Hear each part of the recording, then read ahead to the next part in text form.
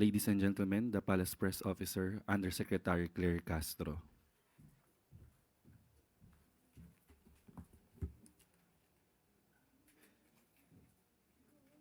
Magandang araw, Malacanang Press Corps. Pangulong Ferdinand R. Marcos Jr.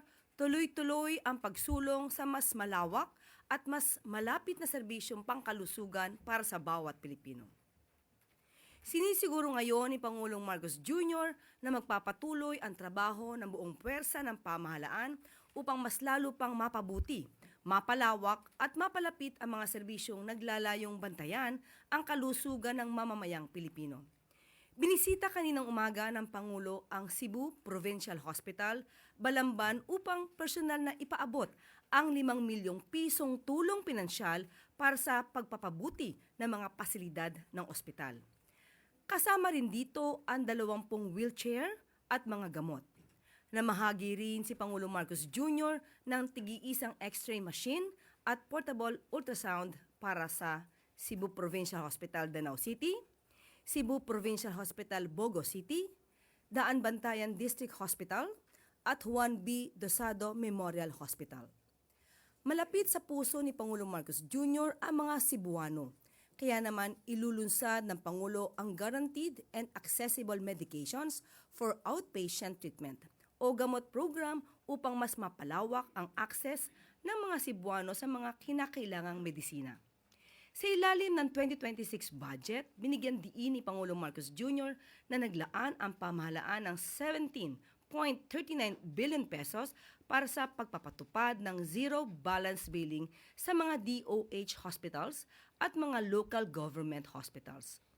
Kasalukuyan ng hinahanda ng Department of Health ang guidelines upang matukoy ang mga kwalipikadong LGU hospitals, alinsunod sa General Appropriations Act of 2026. Papalawigin din ang bagong Urgent Care and Ambulatory o BUKAS program at ang PhilHealth Yakap o Yaman ng Kalusugan program upang mas marami pang Pilipino ang makaiwas sa karamdaman. At syempre, hindi rin nakakalimutan ni Pangulong Marcos Jr. na pansamantala or pasalamatan ang mga doktor, nurse at lahat ng healthcare workers na patuloy na naglilingkod sa bayan. Maraming salamat po sa inyong dedikasyon, puso at pagmamahal para sa inyong kapwa Pilipino. Makakaasa po kayo na kakampin nyo ang Pangulo at ang pamahalaan upang itaguyod ang inyong kapakanan.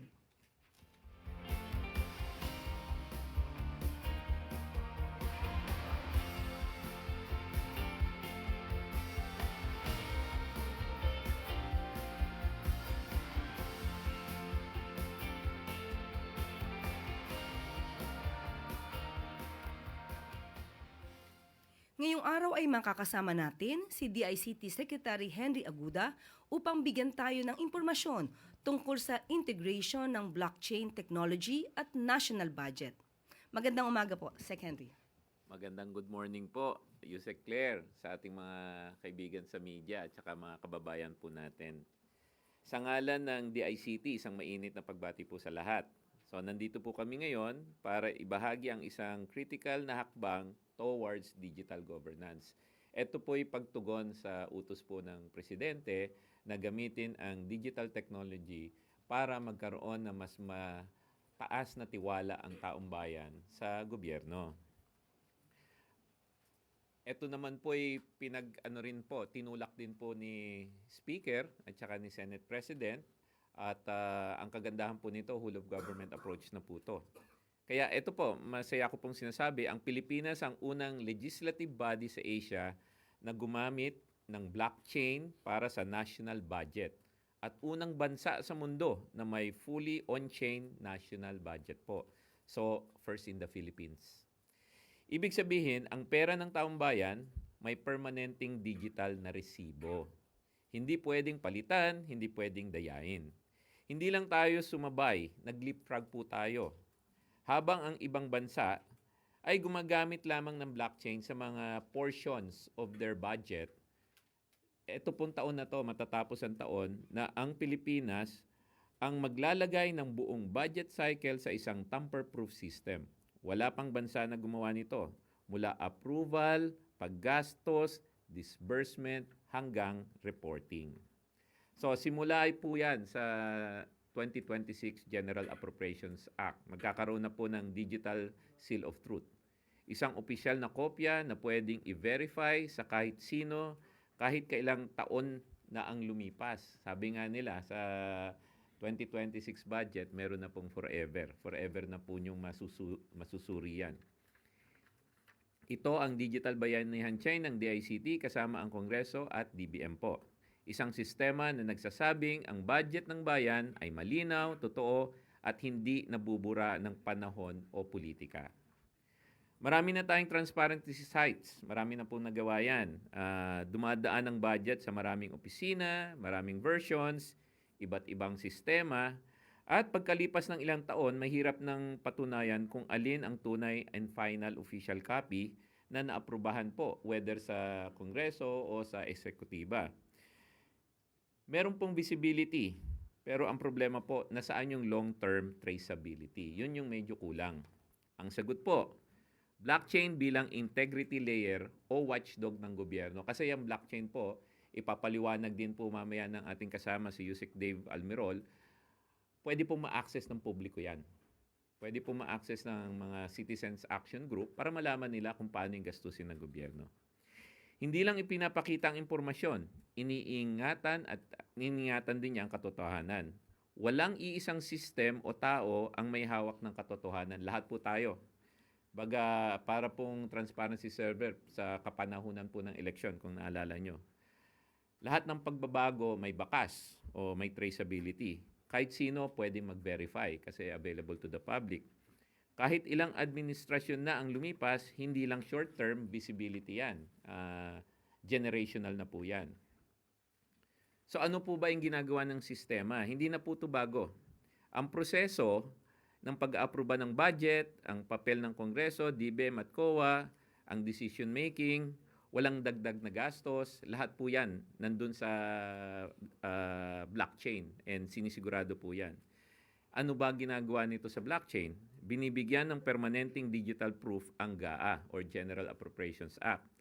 Pinoprotektahan ang opisyal na kopya ng budget.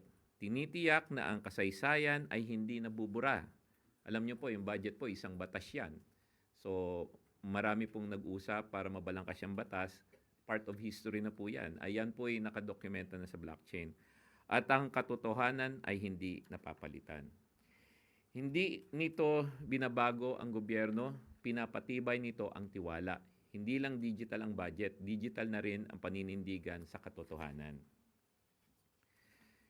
Ano ba magagawa nito para sa mga Pilipino? Una, iwas korupsyon. Kapag ang budget ay may permanenteng digital record na hindi pwedeng baguhin ng palihim, mas mahirap madaya, mas madaling manangot. Ikalawa, alam ng tao kung saan napupunta ang pera. Mas malinaw, mas nasusundan, mas nasusuri mula pag-apruba hanggang paggastos. Alam niyo po, yung GAA po is one whole year yan. So 365 days of the year, makikita niyo po kung ano yung galaw ng finances ng gobyerno. Ikatlo, may ebidensya kahit magpalit-palit ang administrasyon po. Hindi nabubura ang records, hindi napapalitan ang katotohanan. May panghahawakan ang taong bayan, media, at mga investigador. Ikaapat po, mas tumibay na tiwala ng taong bayan.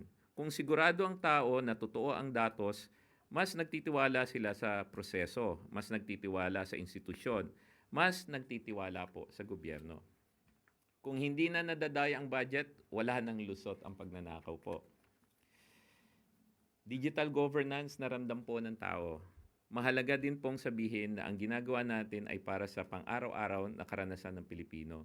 Kung pinoprotektahan natin ang national budget laban sa katiwalaan, pinoprotektahan rin natin ang bawat Pilipino para sa mas maayos at mas ligtas na serbisyo. Yan po yung 2026 GAA on the blockchain. Meron din po akong update doon sa ating private express and messengerial delivery services. Ang gusto po kasi ng Pangulo, aside from holding government accountable, we should also hold private sector that provides service to the government accountable. So ito po yung ginagawa namin. Maglulunsad po kami ng tinatawag nating bantay padala. Noong nakarang taon, tinutukan natin ang kapakanan ng karapatan ng mga private express messengerial delivery services. Yan po yung nagdadala ng mga goods sa bahay-bahay nyo po. Yan din po yung nagdadala ng mga parcel sa inyo. Halos buong Pilipinas, by end of this year, magkakaroon na ng mga ganyan logistics services. Dati po maraming color room.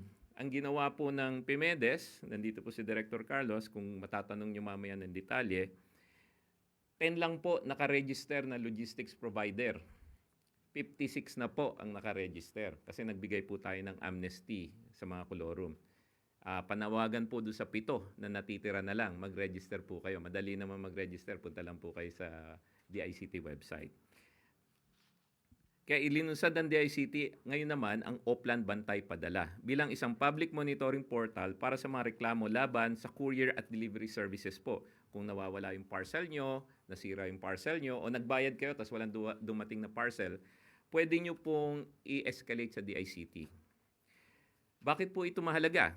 Malalaman mo kung sino ang mapagkakatiwalaang courier. Makikita mo kung inaayos ang reklamo at may epekto ang boses mo. Pag nagreklamo po kayo sa 1326 at dict.gov.ph, every week po, binibigyan po ako ng report dyan ng PIMEDES team kung sino yung mga delivery service na may mga problema.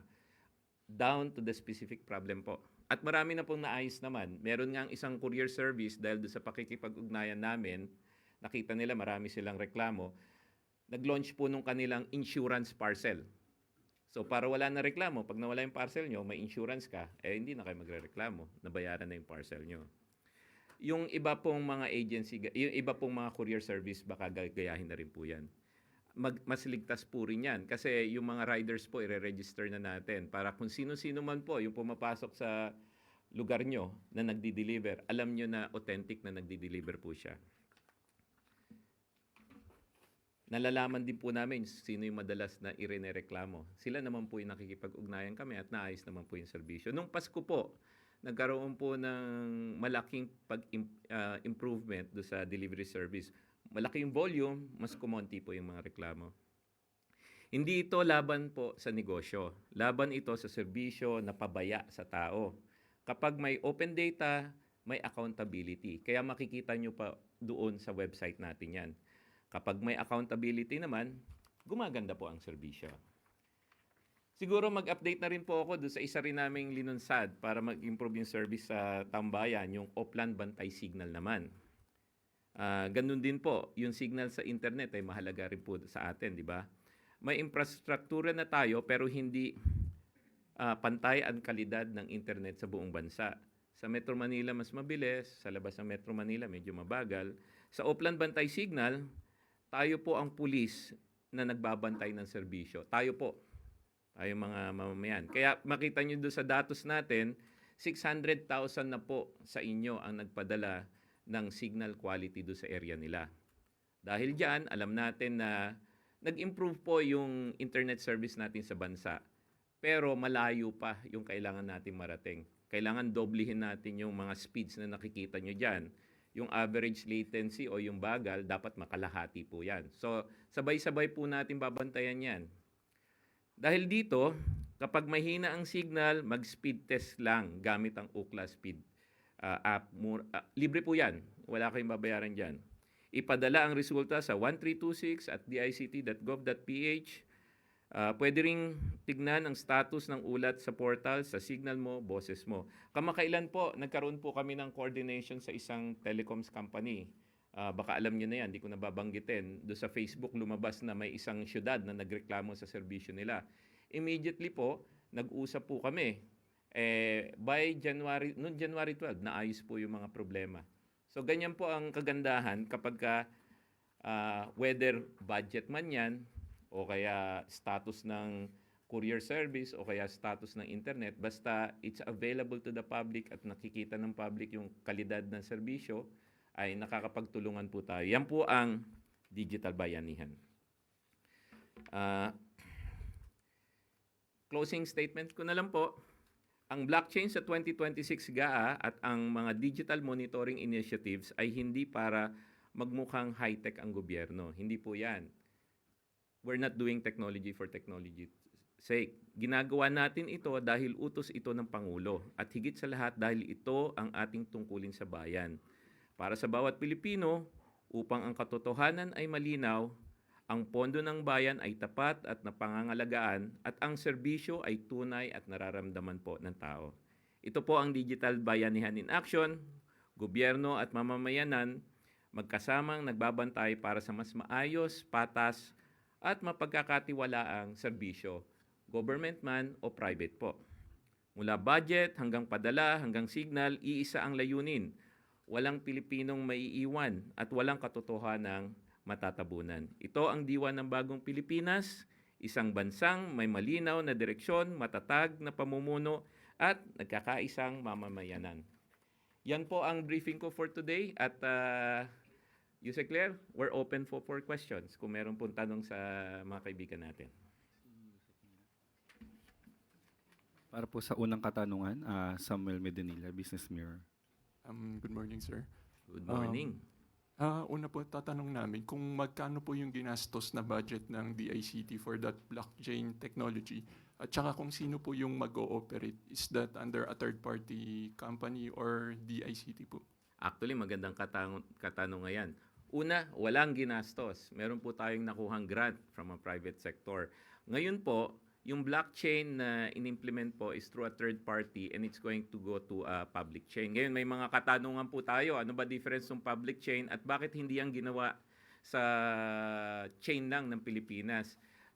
Yusek Claire, with your permission, tawagin ko po yung aming dalubhasa sa blockchain, si Yusek Dave Almirol, para explain paano ba ginawa itong 2026 GAA, tapos ano yung gagawin natin moving forward.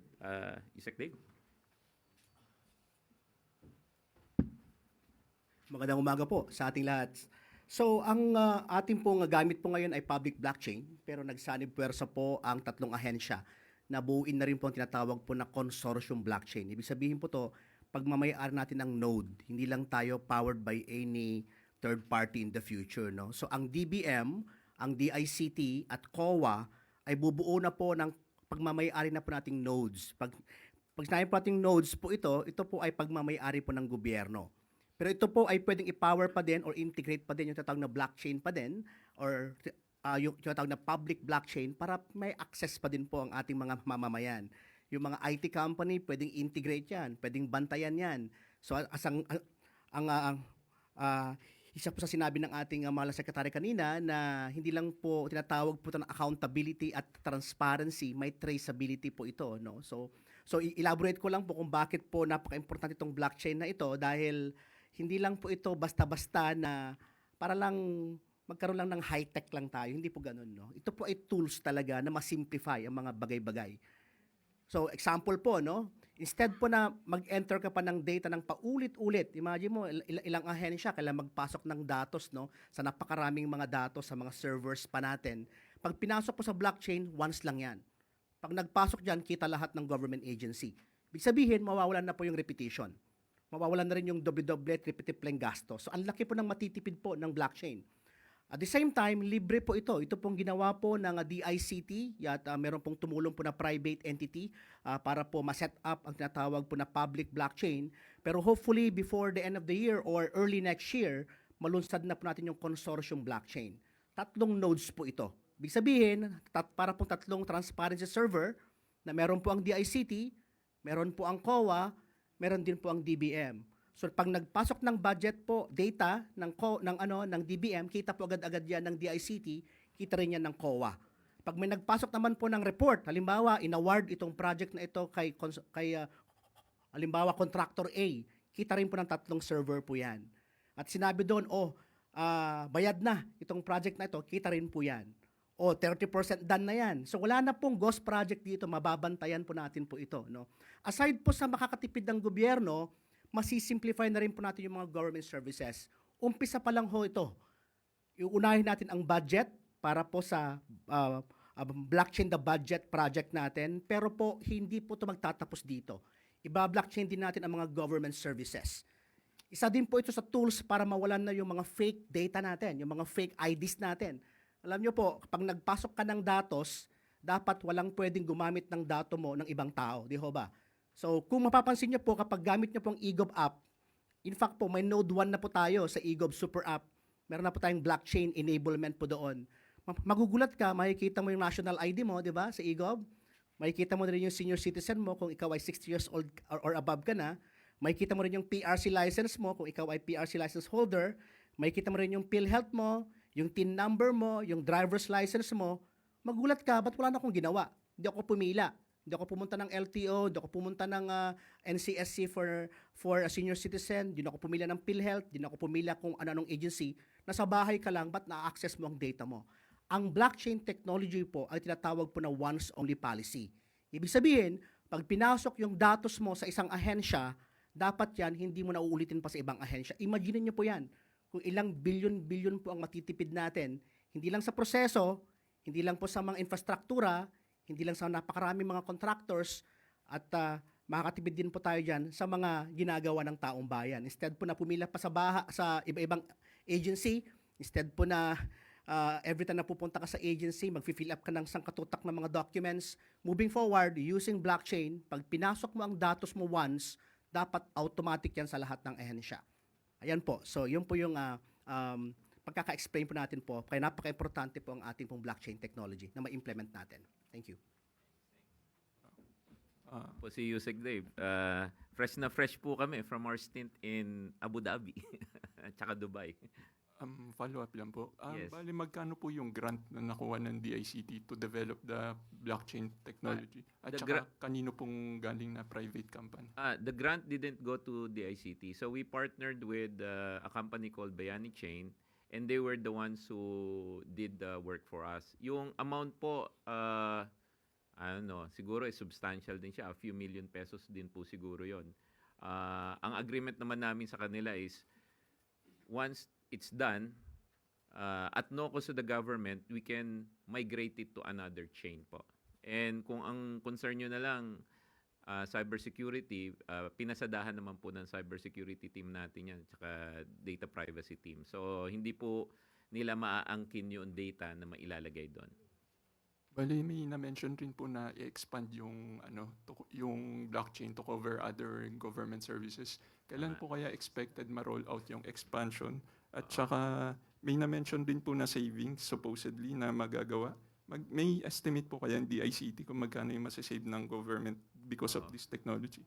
Yung nabanggit kanina ni Yusek Dave, we needed to launch it quickly, kaya linaunch namin siya to a public chain. So, no cost to the government. Kasi kung naalala nyo yung Kadena bill, di ba yung Kadena is going to come out siguro in a few months, mga February, March siguro. Doon sa Kadena, magkakaroon ng specific allocated budget na. And we expect that the budget to blockchain everything to fulfill the mandate of Kadena will be included there. So si Yusek Dave, pinaplano na niya yung execution niyan. And once the budget has been allocated officially, we'll start constructing na the blockchain that will not cater just to the budget but for the whole Kadena execution. Siguro by 2027, yan na yung mangyayaring pure blockchain from budget to disbursement to budget allocation, etc. etc. Clarify lang po namin. So, dapat mapasa muna yung bill bago po ma-implement yung expansion? Hindi naman.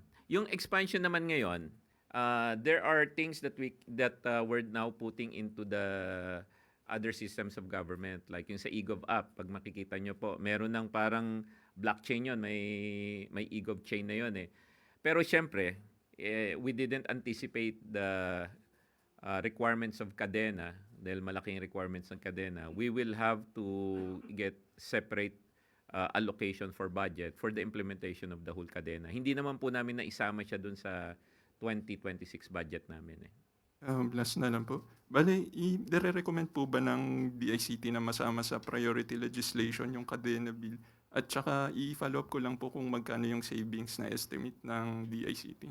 Doon sa prioritization, ginawa na po namin last year. I think we've already had a LEDAC meeting and nakita nyo naman yung mga legislation na in-endorse ni Presidente. As to the budget, rough estimate, north of several billion, Yusek Dave. Kasi imagine nyo na lang, yung papel na mawawala, tanggalin na natin yung issue na magkakaroon ng leakage, hindi namin ma-estimate yun. Kung manual yan, magkakaroon ng corruption, etc., hindi naman namin ma-estimate yan eh. Pero yung mawawala lang based on single entry, tapos wala ka ng multiple entry, siguro a few billion din yung matitipid yan. Papel, mawawala, di ba? Redundant IT systems, mawawala. Thank you po. Salamat po. Para po sa susunod na katanungan, Mads Moratillo, Net25. Hi, sir. Ayun. Sir, kanina nabanggit mo yung about sa cybersecurity. Gaano po ka-hack-free itong blockchain technology po na to? Especially budget yung pinag-uusapan. Okay, yung blockchain naman was created by cybersecurity specialist. Kung babalikan nyo yung history ng Bitcoin, isa sa mga kauna-unahang blockchain na sumikat, encrypted na yan eh. At the same time, the systems themselves, hindi mo mababasa yung, well, makikita mo yung hash code, pero hindi mo ma-reverse engineer yung, yung content niya. So, and to date, right now, yung chain itself, wala pa akong alam na na-hack. Usually, ang na-hack yung mga surrounding systems around it. So, it's a cybersecurity first system. It was designed to be secure from the start. So, sir, safe sabihin hack-free po siya? Oo, so far. Oo. 100% po? Ay, 101 muna. Yes, sir. Sir, follow-up lang. Kailan po ito maa-access ng public? Open na po ba siya? Paano po yung pag-access dito? Actually, magkakaroon siya ng transparency portal. Baka I'll turn it over to Yusek Sasa from DBM to provide you that schedule for where the portal is going to be available.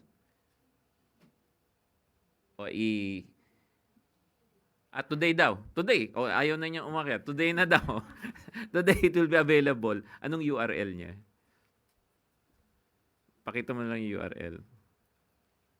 Yung URL, siguro, naku, hindi ko mabasa. Sorry, malabo mata ko. Ipapublish na lang namin yung URL. By today. Salamat po. Para po sa huling katanungan, Rafi Ayeng, Daily Tribune. Rafi. Hi sir, good morning po. For reiteration lang, there are known blockchain or Bitcoin controversies that happened. Nag-center siya sa massive energy use, facilitating crime like money laundering nga and scams, and as well as extreme price volatility and security risk nga. So, how can we be sure that the 2026 GAA would be protected from these risks? Okay, yung unang risk on price volatility, wala 'yon kasi hindi naman traded yung yung token ng 2026 blockchain. So economic walang issue doon. Yung sa cybersecurity side, I've explained na naman kanina, and we will continuously guard against it. On the aspect of money laundering, yung iba kasi ginagamit ang crypto for laundering money, wala naman tayong financial trading dyan. Just to be sure, yung gagastusin pa rin on the blockchain, fiat pa rin naman yun eh. And for every expenditure, dadaan pa rin siya doon sa proseso ng gobyerno from GAA to the budget. So those risks will not be a concern for our 2026 GAA on the blockchain. Okay, sir. And you mentioned the eGovGap app. May mga netizens pa rin tayo na nagpo-post na nahihirapan daw sila mag-access, nagkakaroon ng glitches. So how can what's the plans of the DICT to avert or resolve these glitches? Actually, ang isa naming ginagawa before I turn you over to Yusek Almirol is yung mga glitches kasi sometimes na trace namin sa signal quality. So, pagka alam niyo nan, kahit na nung app, pagka biglang yung signal nag-drop or naputol-putol, nagkakaroon ng glitches. So, majority nung glitch comes from that. Yung tipong nag-access ka ng transaction, biglang nawala yung wifi mo, yun, nagkaka-glitch yun, or mobile ka. Now, the other improvements has been increasing the capacity and optimizing the code. But the details I'll give you to Yusek Dave Almirol, mas yung mga specific improvements na nagawa na nila. Yes po. Actually, meron tayong version 2 din po, nila-launch po, no? So, alam niyo po marami pong birth pains ng technology, no? So, alam niyo sa buong mundo, Pilipinas po yung isa sa known na sa tinatawag po na government super app. So, para tayong Singapore na po ngayon na in one government app, nandun na po lahat. Kung mapapansin niyo po, isa po to sa pinakamataas na rating. Kung titingnan mo sa iOS, Android, 4.7, 4.8 po ang rating niyan. Ibig sabihin, hindi po kami ang nag-rate niyan, taong bayan po ang nag-rate niyan, kaya mataas po ang rating. Yung mga nakaka-encounter po na glitches, karamihan, ito po yung mga cellphone po na medyo mababa yung minsan po, no? So, may mga features po yung app na hindi mag-function kasi high-end na po yung technology, hindi kayang i-access ng mga. So, ang ginagawa ho namin ngayon, binababa namin ngayon, ini-enhance namin, no? So to make sure na kahit po na luma yung cellphone, ma-access pa rin po yung ating mga features. At tatandaan nyo po, 1,000 po mahigit na systems ang naka-integrate na sa eGov app. So ibig sabihin, kapag ang glitch ay sa agency, hindi na po namin po yun kontrolado yun. Halimbawa, nag-click ka ng PhilHealth mo, wala kaming access sa data ng PhilHealth system na po yun. Pag nag-click ka ng national ID mo, PSA na po yun, wala po sa amin yun. Pag nag-click ka po ng pag-ibig po yun, hindi na po rin control yun. Kung may glitch po doon minsan, nasisisi pa rin sa amin, pero actually po, ang problema na doon minsan is yung ahensya na nag-integrate. At take note po, 36 million downloads na po ang eGov Super App. Kanya na po kadami. Kaya po, medyo tinitingnan na rin namin yung load ng servers namin. Kailangan namin itaas na rin po siya, no? In fact po, ito pong December, nag-surge po yung gamit, no? At alam nyo ho ba, mahigit 400 million transactions na ngayon ang eGov Super App users natin. National ID pa lang po, gamit na gamit. E-travel pa lang, PhilHealth, Pag-ibig, job application, ELGU naman po, 1,000 LGUs na po ang naka-integrate. Mag-a-apply ka ng business permit mo at iba-ibang klaseng mga clearances sa eGov Super App. So, hindi po biro po ang trabaho po natin po sa kung paano po natin pong hindi po lang po tayo nanggagaya sa ibang bansa. Pero actually po, maraming bansa pong interesado how we're able to do it. Kasi hindi po biro. In the past po, away-away po yan, kanya-kanya yung mga government agencies na mag-launch ng kanya-kanyang mga app. Pero for the first time po, nag-combine forces po ang mga government agency para balang araw, kapag pupunta ka sa isang ahensya at nagpasok ka ng datos mo, pagpunta mo sa eGov app, hindi ka na uulit pa. Yun pa lang, yung traffic, yung time-consuming na pila sa government, yung naaasar ka kasi nga, dati ka nang nakapag-submit nito, pupunta ka sa isang ahensya, magba-biometrics ka na naman, magpipirma ka na naman, magpi-fill up ka na naman. So imagine nyo po, the eGov Super App is actually a simplifier. It simplifies our life. And hindi po biro, hindi po to perpekto. Kaya po ang DICT po ay ginagawa namin ng aming lahat na makakaya na ma-improve po ito. Hopefully po, ma-launch natin yung version 2. Ako po excited po ako. Ang ganda po ng version 2. Napakaraming bagong features po ang ating eGov version 2. Malalaunch po ito po natin by February. So, yun po. Maraming salamat. Thank you po. Dagdag ko lang doon sa sinabi ni Yusek Dave. So kung magkaroon po kayo ng issue sa Taumbayan po, yung action center po natin, yung 1326 at dict.gov.ph, kunan nyo po ng picture yung screen kung saan nagkaroon ng problema, tapos padala nyo rin po. To give you an idea, yung 1326 po namin, AI po yung sumasalo ng mga nakuha na email. Tapos para malaman nyo na rin po, every Friday po, kami nila Yusek Dave at saka yung Mambang Yusek po sa DICT, tinitignan namin yan. Meron kaming, eto yung top, eto yung Yung eGov naman po, compared to do sa others, hindi naman malaki yung complaints na nakikita namin relative to the others. But, yun na nga, sabi nga ni Yusek Dave, may version 2.0 plus yung assignment po namin, nagtutulungan po kami ngayon na i-solve yung capacity, maging ready siya to absorb the scaling requirement. Kasi parang na siya, nag-inflection point na yun. Yung nasabi ni Yusek Dave na 36 million download, 31 million yung users na, di ba? Tapos mga 500,000 per day parating gumagamit. So, masaya naman po kami at gamit na gamit po yung yung eGov app. Doon po sa medyo may konting glitch, pagpasensya nyo na po muna, we're continuously improving it. Padala nyo po sa 1326 at dict.gov.ph. May habol lang po na katanungan, Kat Valiente, Manila Times. Hi, Kat. Yes, sir, good morning. During his visit to the UAE po, the President met with the Damac Digital Yes. firm. Aside from Damac Digital, mayroon po ba tayong mga other investment na inaasahan or may napirmahan bang mga other agreements or mga jobs na expected na ma-generate? Thank you. Actually, naka-publish naman yung mga kinuusap ni Presidente. Doon sa area po ng digital, yung sa Damac is one of the biggest data center providers in the world. Hyperscaler po yan. Parang 5 gigawatts yung total capacity na meron sila.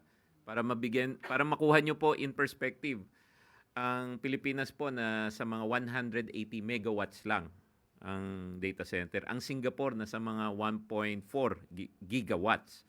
Si Damac po, yung data center niya sa buong mundo, 5 gigawatts. So siya, nagbabalak na magtayo sa Pilipinas. Tapos, nung patapos na po kami doon sa Abu Dhabi, may nagpahabol pa ho na isa pang data center, G42.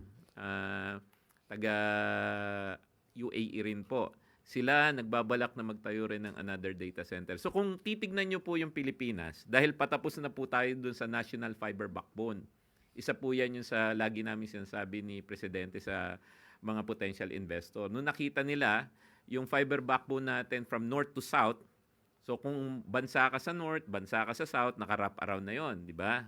North Pole to South Pole. Tapos meron tayong Luzon Bypass, which cuts west to east. Pag tinignan mo yon, naka-wrap around sa equator yon. Pag naririnig po yon ng mga data center companies, nakikita nila na yung Philippines could be a data center hub in the region. Imagine nyo, in the future, pwede tayong mag-export ng AI services.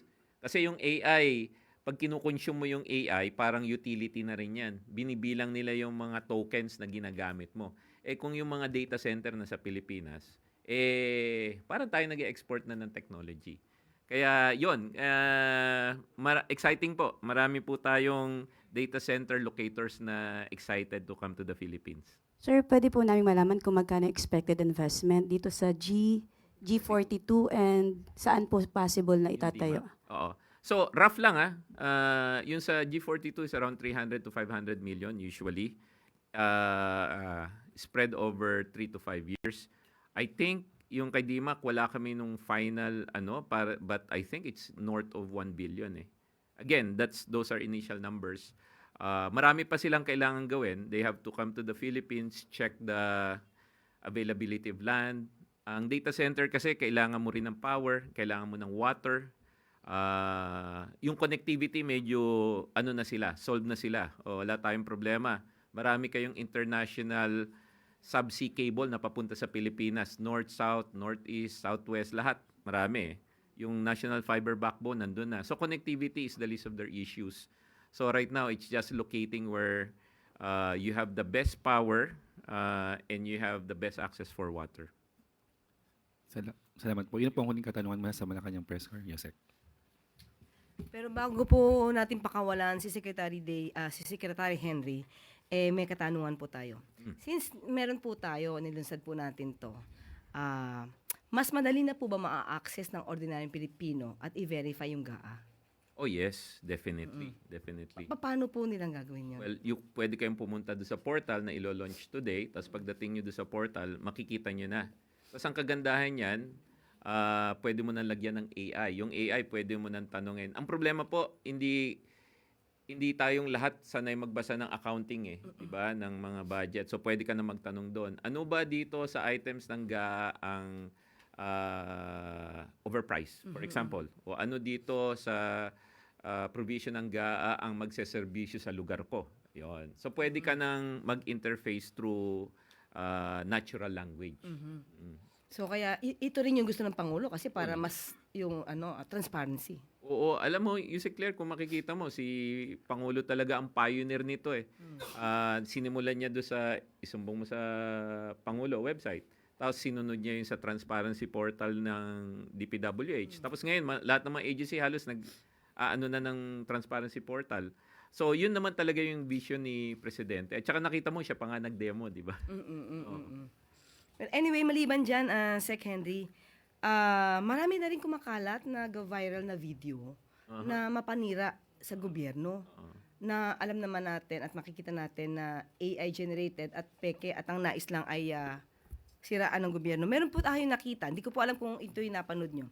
May isang nagba-viral po yata na video, isa di umanong tindero ng fishballs at lumalabas na inaaway yata niya yung mga kapulisan natin. Sigaw siya ng sigaw, pero yung paligid, walang reaksyon. Siya lang yung sigaw ng sigaw at para bang ang kanyang paninda daw ay kinukuha pa, hindi na daw naawa. Napakita ko na sa inyo to, yung video na to. So, paano niyo po itong i-assess, Sec Henry?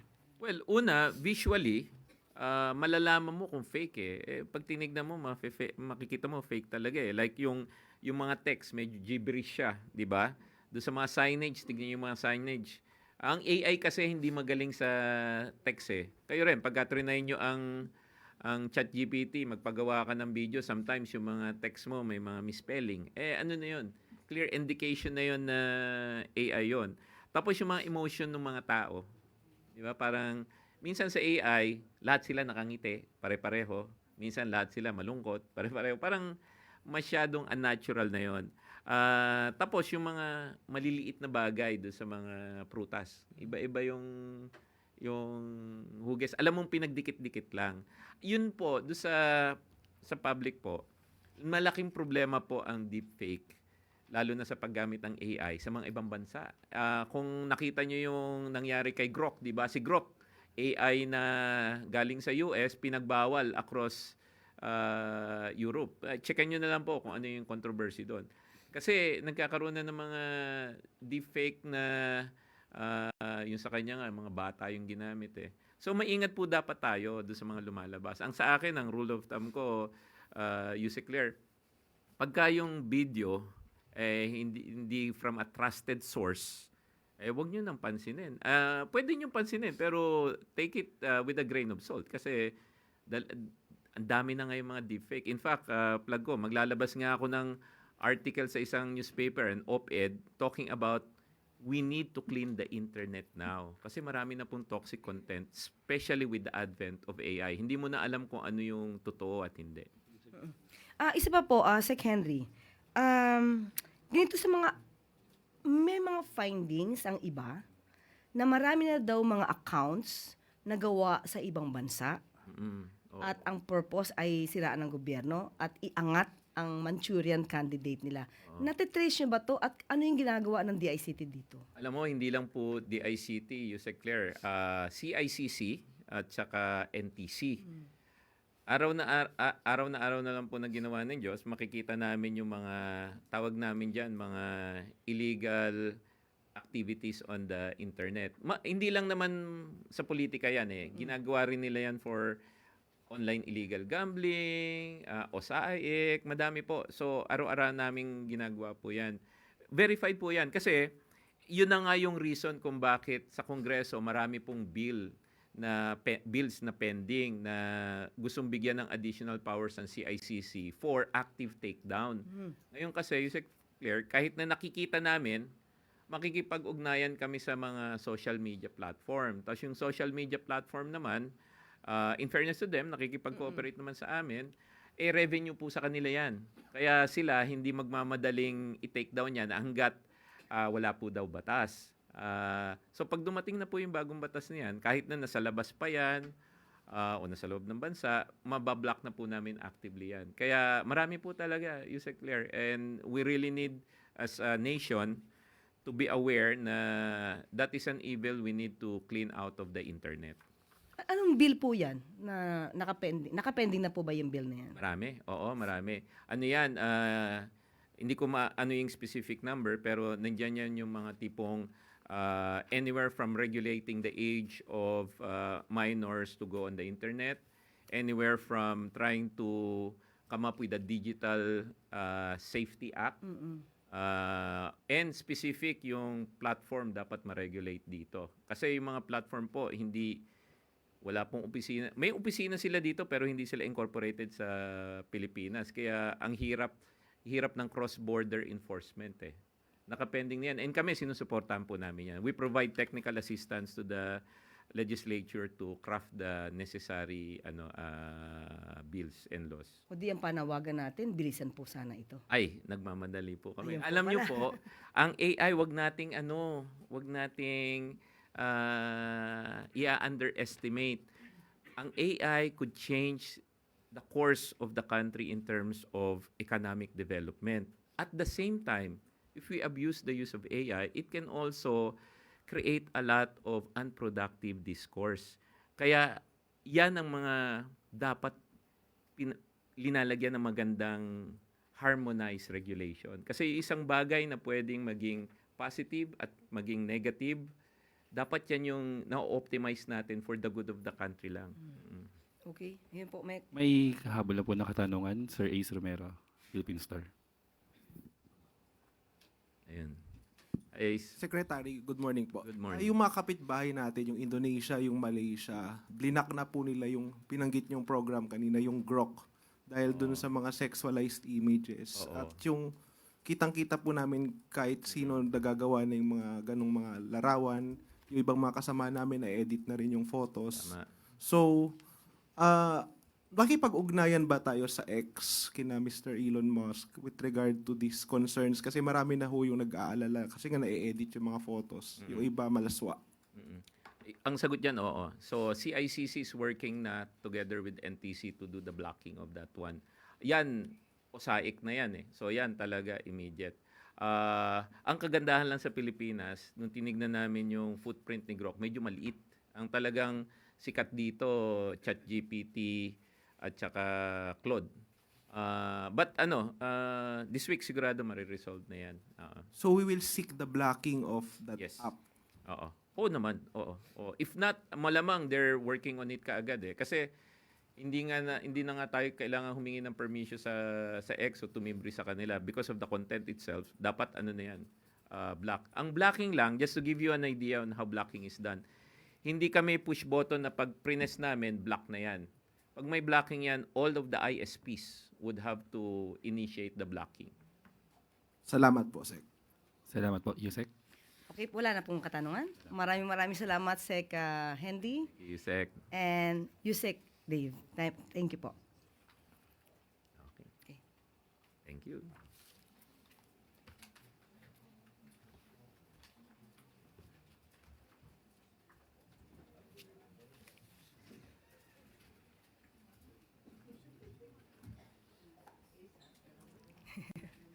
At handa na po tayong sumagot sa inyong mga katanungan. Para po sa unang katanungan, Alvin Baltazar, Radyo Pilipinas. Yusek, good afternoon po. Yusek, sabi ni Senator Lacson, deliberate law o sinadya umano ni dating DPWH Secretary Manny Bonoan yung pagbibigay ng maling data sa Malacanang para lituhin yung pagsusuri sa yung inspection sa mga flood control projects. Pero bago yung revelation ni Senator Lacson, ang tanong ko po, Yusek, ito ba'y alam na ni Pangulo noong pa man na nagbibigay siya ng maling ulat sa Pangulo? Sa ngayon po, bine-verify pa rin po kung anong mga nasabi po ni Senator Lacson. So, hindi pa po tayo makakapagbigay ng detalye at kailangan po namin ma-verify lahat po ito. Salamat po, Yusek. Salamat po. Follow-up question, Ivan Mayrina, Gemmy 7. Ma'am, nung nag-resign po si Secretary Bonoan or the other cabinet secretaries for that matter, wasn't there an agreement between them and the President or wasn't there a condition na should it be necessary for them to face investigation, they will make themselves available? Kasunduan, wala po tayong masasabing kasunduan. Pero ang gusto ng Pangulo, maimbestigahan ang lahat ng sangkot.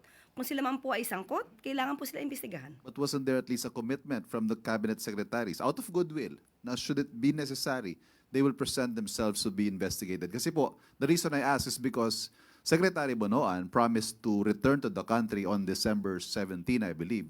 But as we speak, he is still not in the Philippines. But I cannot speak for former Secretary Bonoan.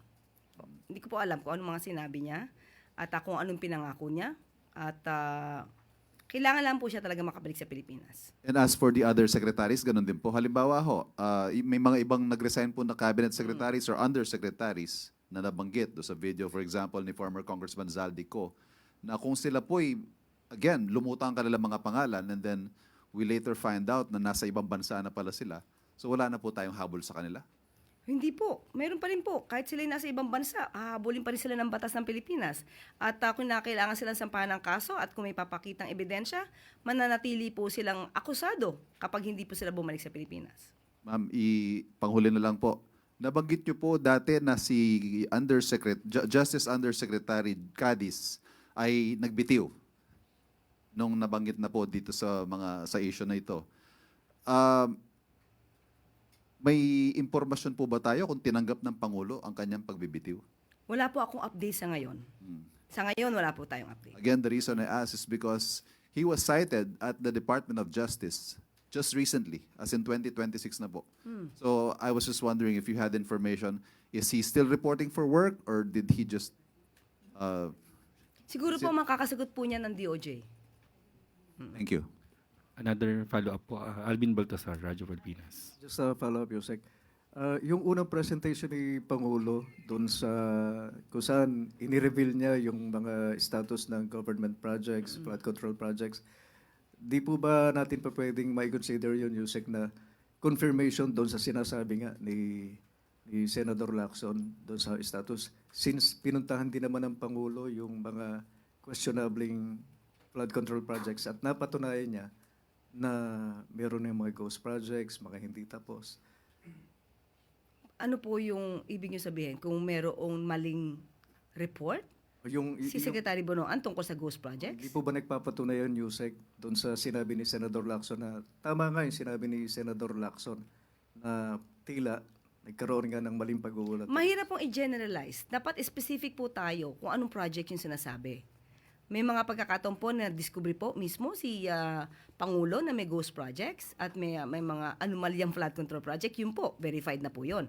Pero kung iba pa po at very general po yung sinasabi natin ngayon, hindi ko po mako-confirm. So kailangan po nating i-verify yung mga ibang sinasabi ni Senator Lacson. Sige po, Yusek. Sunod po na katanungan, Eugene Fernandez, IBC 13. Good afternoon, Yusek.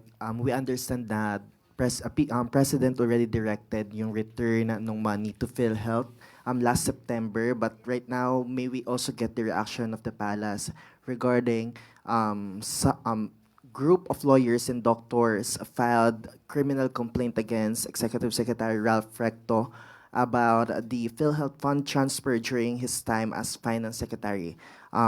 Their basis is the SC ruling declaring the finance order null and void. Has ES Recto been informed of this? And nagbigay na po ba siya ng response about this? Okay. Actually, nasagot na po yan nung kamakailan ni ES Recto na siya lamang po ay sumusunod kung ano yung naaayon sa batas. Ito nga po yung 2025 GAA. 2024 GAA. But minabuti po nating kunin ang kanilang reaksyon, ang Office of the Executive Secretary, at ito po ang kanilang tugon, and I quote, "We respect the right of any individual or group to seek redress through the legal process. At this time, we have yet to receive a copy of the complaint. To reiterate, no less than members of the Supreme Court have already opined that no criminal liability can attach to the Secretary of Finance, now ES Recto, who acted in good faith and pursuant to a law then presumed valid and constitutional." End of quote. Thank you, Yusek. Sunod po na katanungan, Mads Moratillo, Net 25. Hi, Yusek. Ano po yung reaksyon ng Malacanang sa patuloy na pagbaba ng halaga ng piso kontra dolyar na kahapon ay umabot po ng 59.44? Ano po yung mga ginagawang hakbang ng gobyerno para maiwasan po natin yung impact nito? Thank you. Unang-una po, lagi naman din po nagkakaroon ng pag-meeting ang BSP at ang Pangulo. At para po dyan, ang tugon po ng palasyo, ang pagtaas ng piso kontra dolyar kamakailan ay dulot ng mga pandaigdigan at lokal na mga kaganapan. Una dito ang paglakas ng dolyar. Nariyan din ang espekulasyon kung magbababa ng interest rate ang US Federal Reserve, tensyon sa pagitan ng US at Venezuela, gayon din ang pagbabantay ng ating merkado sa pagkilos ng ating ekonomiya. Ang Bangko Sentral ng Pilipinas ay patuloy na binabantayan ang lagay ng palitan ng peso kontra dolyar upang makakilos ito ng tama kung kinakailangan. Sa ngayon, Kampante ang ating central bank na hindi pa sila dapat magkaroon ng intervention. Upang maibsan ang anumang epekto ng paghina ng piso kontra dolyar, kabilang sa mga hakbang ng ating gobyerno ay ang pagsigurong pagbagal ng pagtaas ng mga bilihin, pagsuporta sa investments at ang pagpapalakas sa mga sektor ng ating ekonomiya. At tandaan natin na nabanggit din po na isa sa mga naging reason dito ay ang patuloy na pagpapaimbestiga ng mga anomalyang flood control projects. Nakakaapekto po ito at daraanan po talaga ang sitwasyon na ito. Bagamat ganyan ang magiging consequence, minabuti pa rin po ng Pangulo na linisin po ang gobyerno laban sa maanumalyang flood control projects, laban sa mapang-abusong paggamit ng pondo ng bayan. At kung hindi po gagawin ito ng Pangulo, hindi po siguro masisimulan na iba. Ang nais po ng Pangulo ay maging transparent at maipakita sa taong bayan na ginagawa ng gobyerno ang paglilinis ng pamahalaan laban sa korupsyon. Ma'am, follow up lang po. Kung sakali po na meron ng mga makulong like yung mga malalaking personality na involved, tingin niyo po ay makakatulong to para bumalik po sa normal or bumaba or tumaas na ulit yung halaga po ng piso? Hindi ako makapag-speculate, but tingin natin, isa to sa magiging daan para mas lalong magtiwala ang mga kababayan natin at mga investors sa ating pamahalaan. Para po sa huling katanungan, Gilbert Perdes, DWIZ. Magandang hapon po, Yusek. Nung isang araw po, nabanggit po ni Secretary Mulya po ng DILG yung tungkol po sa possible extradition ni dating Congressman Zaldico. Pero kinontra po ito ni dating Senadora Leila de Lima at sinabi na hindi daw po uubra yung ganito. At para ho sa kanya ay mas reasonable po yung pagpapauwi sa kanya through deportation at may pag-ugnayan po sa Portugal. So ano pong ito po ba ay kinoconsider po ng Malacanang o ng pamahalaan at ng Pangulo po? Sa ating pong huling pagkakaalam, ang inutos po talaga ng Pangulo ay gawin lahat ang legal na pamamaraan para mapabilis ang pag-uwi at pagbabalik ni Zaldico dito sa Pilipinas. Hindi extradition, kundi pakikipag-usap sa bansang Portugal at pati po paggamit po at pagkikipag-cooperate sa Interpol. Thank you po. That's the last question, Yusek. Maraming salamat. Pangulong Ferdinand R. Marcos Jr. nag-alay ng pakikiramay sa mga biktima ng landfill collapse sa Cebu. Nag-alay ng sandaling katahimikan at panalangin si Pangulong Marcos Jr. para sa mga biktima ng landfill incident sa barangay Binaliw sa Cebu City. Sa kanyang mensahe, binigyan diin ni Pangulong Marcos Jr. na makakaasa ang mga pamilya ng mga biktima ng trahedya sa aksyon na gagawin ng pamahalaan. Kabilang na dito ang mga hakbang upang masiguro, unang-una, ang kaligtasan ng mga residente sa pinangyarihan ng insidente. Pangalawa, ang transparency sa isinasagawang investigasyon.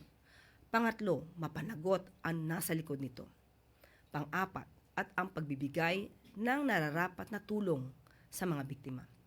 Ayon kay Pangulong Marcos Jr., ipinag-utos na niya ang pagbibigay ng nararapat na burial assistance at iba pang uri ng tulong sa mga apektadong residente. Nananawagan din ang Pangulo ng pagkakaisa sa gitna ng kinakaharap na pagsubok ng mga residente ng Barangay Binaliw, Cebu. Maayong adlaw kaninyong tanan. Before we start, let us take a moment of silence for the victims of the landfill incident in Barangay Binaliw, Cebu City last January 08. As search and rescue operations continue, we offer our prayers for the souls of the departed and strength to their grieving families. Please be assured that the government is taking all necessary measures to ensure safety, transparency, accountability, and compassionate assistance. Burial support and other forms of aid are now being directed to those who have been affected by this tragedy. Let us stand in solidarity with our fellow Filipinos during this difficult time. Pangulong Marcos Jr. pinangunahan ang naming ceremony sa kauna-unahang methanol, dual fuel, Kamsarmax bulk carrier na maipagmamalaking gawang Pinoy. Malugod na dumalo si Pangulong Ferdinand R. Marcos Jr. sa naming and delivery ceremony ng bagong gawang shipping vessel na SC-440 na ginanap kaninang umaga sa Balamban, Cebu. Ang nasabing bulk carrier ay bunga ng kooperasyon sa pagitan ng Tonishi Group mula Japan at Aboitiz Group ng Pilipinas. Dinisenyo ang barko para bawasan ang carbon dioxide, nitrogen oxide at sulfur oxide emissions na siya namang hakbang tungo sa isang mas sustainable at environmentally responsible na shipping industry. Para kay Pangulong Marcos Jr., ang bagong gawang barko ay tagumpay ng bawat Pilipino. Sagisag ito ng husay at dunong ng manggagawang Pilipino at palatandaan na maaaring sumabay ang galing ng ating mga kababayan sa mga pandaigdigang pamantayan. Hinirang din ng Pangulo ang shipbuilding industry ng Pilipinas at ang mga skilled workers nito na hindi matatawaran ang kontribusyon sa pagpapaunlad ng ekonomiya ng Pilipinas at pagkilala sa bansa bilang isang mapagkakatiwalaang shipbuilding and ship repair destination. Pinangalan ng Brave Pioneer ang bagong gawang bulk carrier, isang angkop na pangalan para sa isang shipping vessel na proudly made in the Philippines at pasok sa international decarbonization targets at global sustainability standards.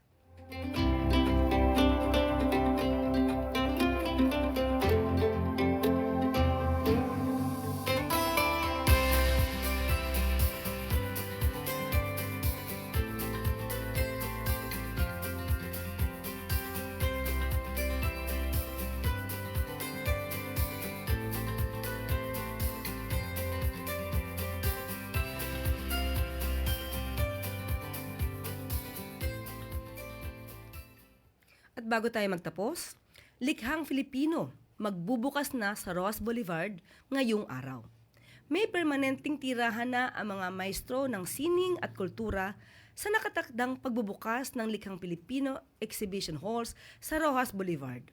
Sa pangunguna ni First Lady Marie Luis Araneta Marcos, mayroon ng sariling espasyo ang mga Filipino artisans upang ipamalas ang kanilang husay at dedikasyon sa paglikha ng mga obrang sumasailalim o sumasalamin sa ating mayamang kultura at pagkakakilanlan.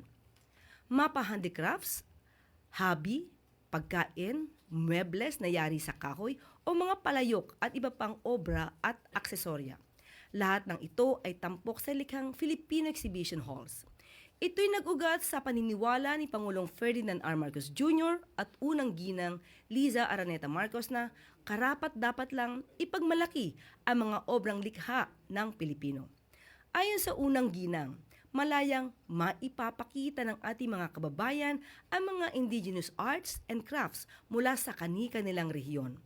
Walang rentang kailangan bayaran sa bawat stall, kundi maliit lamang na komisyon mula sa bawat panindang maibebenta. Maliban dito, may sariling dormitoryo rin ang ating mga kababayan na manggagaling sa malalayong rehiyon. Tiniyak ng unang ginang na libre ito para sa tenants ng likhang Filipino. Ibig sabihin lamang ay menos gastos at dagdag kita para sa ating Filipino artisans. Ang likhang Filipino Exhibition Halls ay handog ng Pangulo at unang ginang sa lahat ng nais na makiisa sa pagdiriwang ng kultura at sining ng Pilipinas.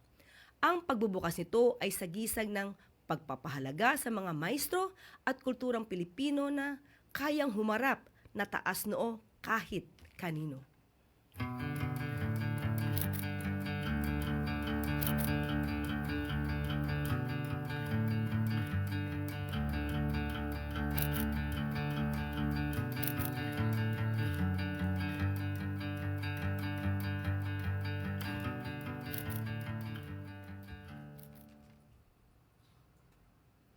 At dito na po nagtatapos ang ating press briefing.